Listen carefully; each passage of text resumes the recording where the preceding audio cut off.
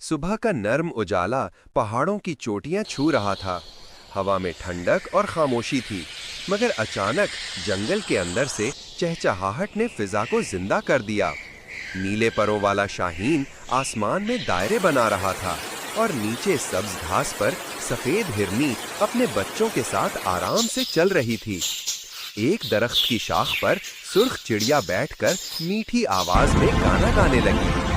गाने की आवाज सुनते ही छोटे बंदर इधर उधर उछलने लगे, जैसे कोई खुशी का जश्न हो। इसी लम्हे एक भूरा रीछ दूर से आहिस्ता आहिस्ता चलता हुआ आया, लेकिन उसकी आंखों में आज गुस्सा नहीं बल्कि सुकून था। अचानक शाहीन आसमान से नीचे झुका और सब जानवरों को खबरदार किया। दोस्तों, सूरज निकल आया है, ये अमन और दोस्ती की घड़ी है। आज हम सब खौफ के बगैर जिएंगे। जंगल में जैसे खुशी की लहर दौड़ गई। परिंदे आसमान में, जानवर जमीन पर, सब अपनी दुनिया में मगर एक ही नगमा गुनगुना रहे थे, आजादी और मोहब्बत का नगमा।